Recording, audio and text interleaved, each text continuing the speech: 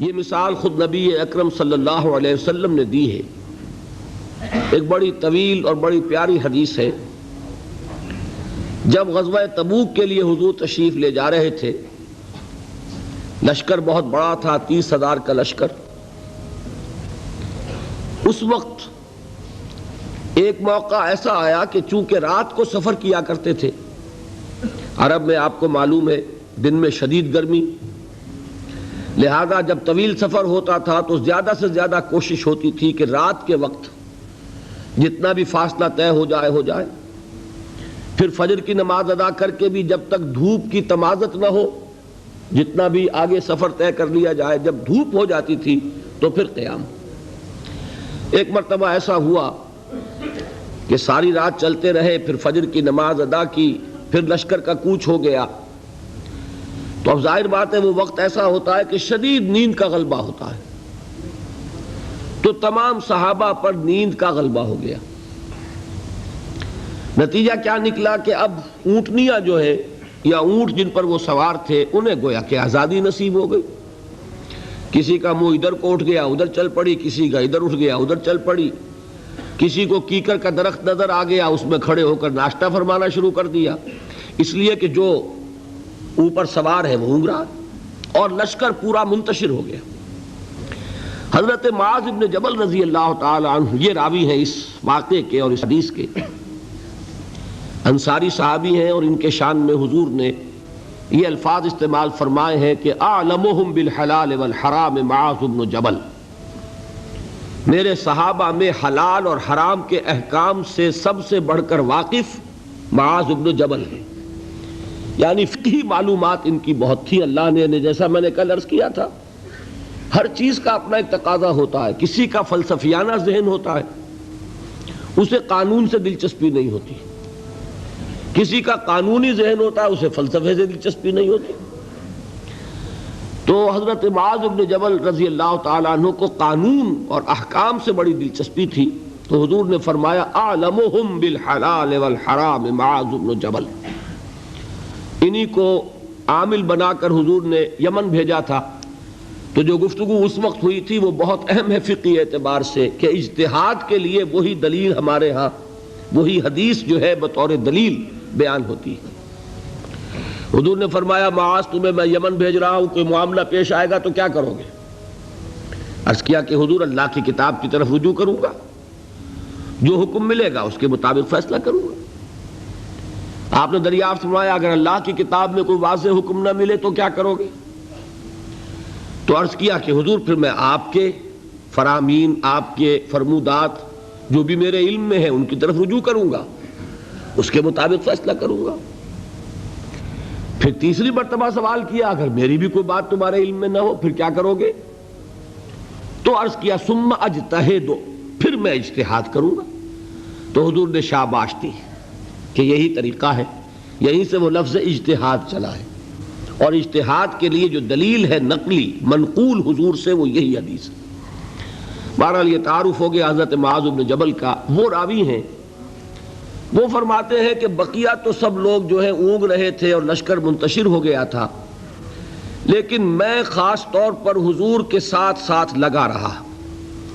حضور کی اونٹنی چل رہی ہے، میں نے بھی اپنی سواری کو ساتھ لگائے رکھا۔ اس کی وجہ تھی کہ تخلیہ میں ایک بات پوچھنا چاہتے تھے حضور سے، تو اس کے متلاشی تھے، لہذا اب آدمی جب اس کو ذہن پہ کوئی ایک ارادہ ہو تو اونگ نہیں آئے گی نا، لہذا وہ جاگ رہے ہیں، پوری طرح ہوشیار ہیں۔ حضور کی اونٹنی چلی جا رہی ہے، اور آپ جب اونٹ پر سوار ہوتے تھے تو ایک کجاوا سا ہوتا تھا، پردے ہوتے تھے اس پر، تو حضور اپنے ان پردوں میں ہیں۔ اچانک حضور کی اونٹنی نے ٹھوکر کھائی، اس سے وہ بدکی، ساتھ ہی چونکہ اونٹنی بالکل برابر چل رہی تھی حضرت معاذ کی، وہ بھی بدک گئی۔ اب یہ جو ایک گڑبڑ ہوئی تو حضور نے اپنے اس ہودج کا پردہ اٹھایا اور چاروں طرف دیکھا تو نظر آیا کہ پورا لشکر منتشر ہو چکا ہے، فارمیشن نہیں ہے، اور صرف معاذ ہے قریب۔ تو آپ نے پکارا یا معاذ۔ اب انہیں اور کیا چاہیے تھا؟ اسی وقت کے لیے تو یہ سارا انہوں نے اہتمام کیا تھا۔ انہوں نے عرض کیا لبیک یا رسول اللہ، میں حاضر ہوں اللہ کے رسول۔ حضور نے پھر آواز دی ادنو دونک، اور قریب آ جاؤ، قریب ہوئے، ادنو دونک، اور قریب آ جاؤ، یہاں تک کہ الفاظ یہ ہیں کہ دونوں اونٹنیاں ایک دوسرے سے مس کرنے لگیں، بالکل برابر برابر۔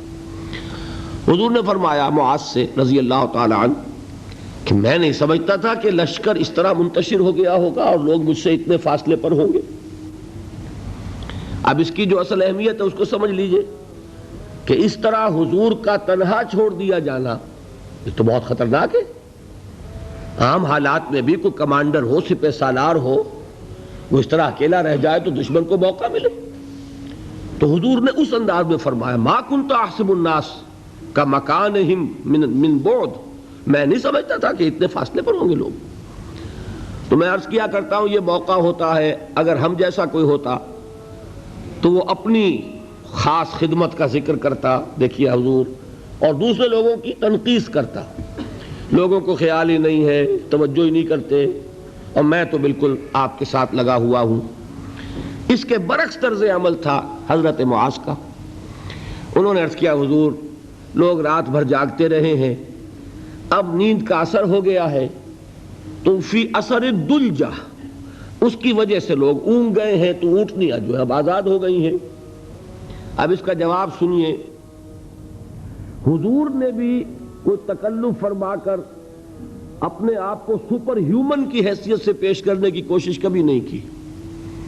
آپ نے فرمایا وَأَنَا كُنْتُ نَاعِسًا، ہاں میں تو خود بھی اونگ رہا تھا صلی اللہ علیہ وسلم۔ یعنی یہ معاملہ جو ہے انہوں نے معذرت پیش کی سب کی طرف سے، حضور نے وہ معذرت بھی قبول کی اور اتنی بڑی بات فرما دی انا كنت ناعسا، ہاں بات بالکل ٹھیک ہے، میں خود بھی اونگ رہا تھا۔ اب انہیں جو موقع ملا اور انہیں یہ اندازہ ہو گیا حضور مجھ سے اس وقت بہت خوش ہیں کہ میں جاگ کر چوکس ہو کر پوری طرح ساتھ ساتھ چلا آ رہا ہوں، تو اب حضرت معاذ عرض کرتے اذن لی، حضور مجھے اجازت دیجئے ان اسألک عن شیء، کہ میں آپ سے ایک سوال کروں، قد امرضتنی واسقمتنی واحزنتنی،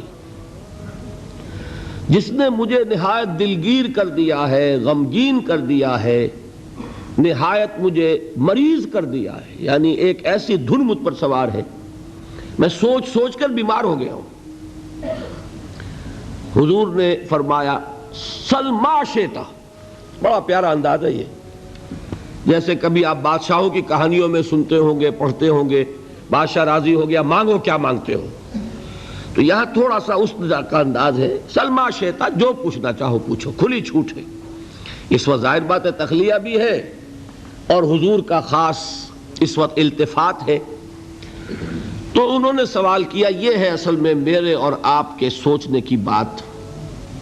صحابی ہیں، صحابہ میں اس درجے کے حامل ہیں کہ حضور نے سپرلیٹو ڈگری استعمال کی ہے خاص اعتبار سے، افعل التفضیل اعلمہم بالحلال والحرام معاذ بن جبل، صحابہ میں حلال اور حرام کے سب سے زیادہ جاننے والے معاذ بن جبل ہیں۔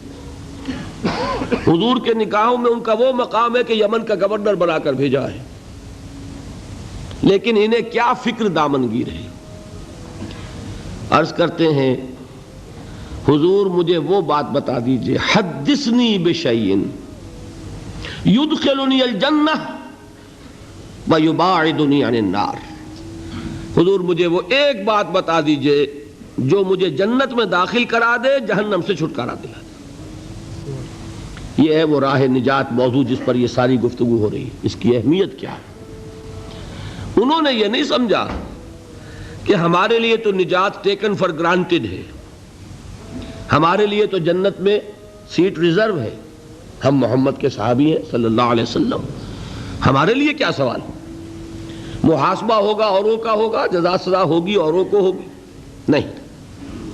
ان صحابی کو یہ فکر دامنگیر ہے، اور کیا الفاظ کہے، قد امرضتنی واسقمتنی واحزنتنی، مجھے تو اس فکر نے بیمار کر دیا ہے، مجھے سخت غمگین بنا دیا ہے۔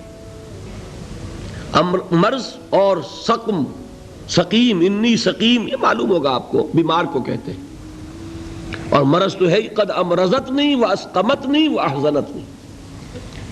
اب اس کا جواب حضور نے جو دیا وہ اس وقت اس کے پورے الفاظ مجھے یاد نہیں، لیکن وہ وہی ہے جو سورۃ العصر میں آ رہا ہے ہمارے سامنے.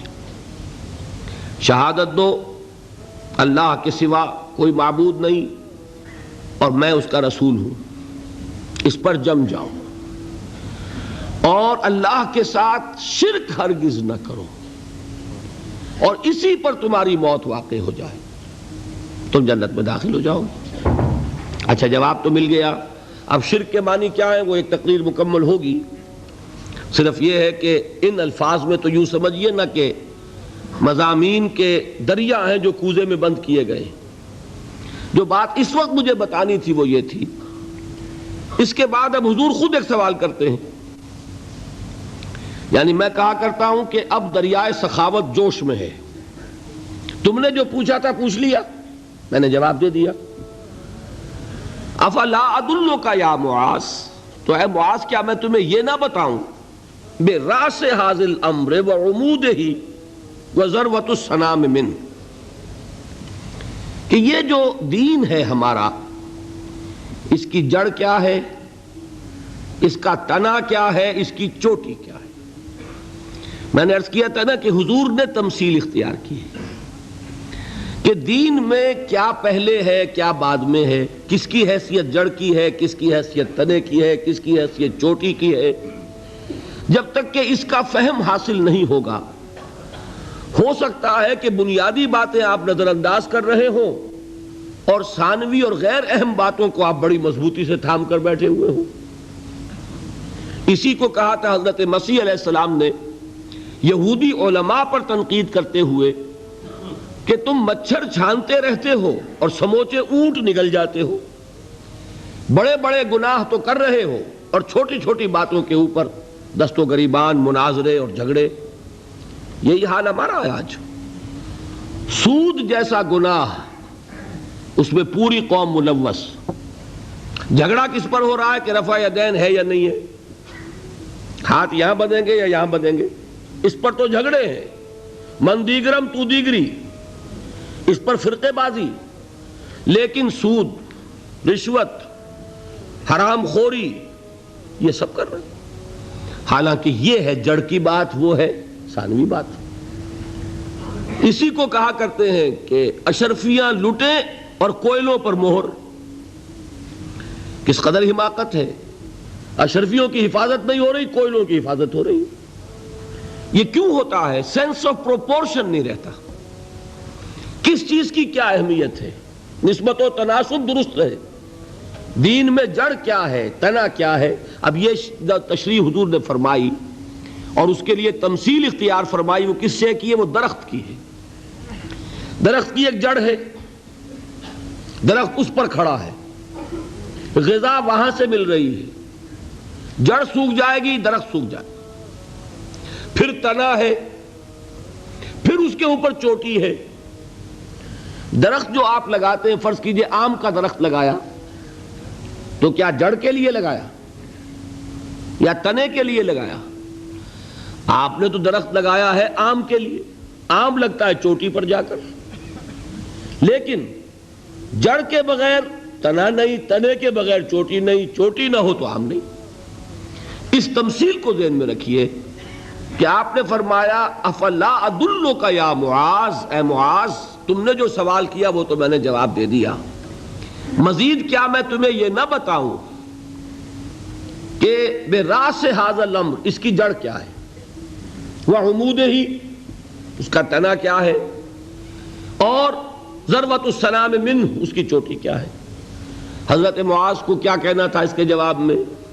بے ابی انت و امی یا رسول اللہ فقلنی، حضور مجھ پر، آپ پر میرے ماں باپ قربان ہو، ضرور فرمائیے، اور کیا چاہیے. اب آپ نے فرمایا راس ھذا الامر شہادت ان لا الہ الا اللہ محمد رسول اللہ. کلمہ شہادت اس کی جڑ ہے. وعمودہ، اور اس کا تنا کیا ہے؟ اقام الصلاۃ و ایتاء الزکاۃ، نماز کا قائم کرنا، زکوٰۃ کا ادا کرنا. اور اس کی چوٹی کیا ہے؟ وَذَرْوَةُ السَّنَامِ مِنْهُ الْجِهَادُ فِي سَبِيلِ اللَّهِ.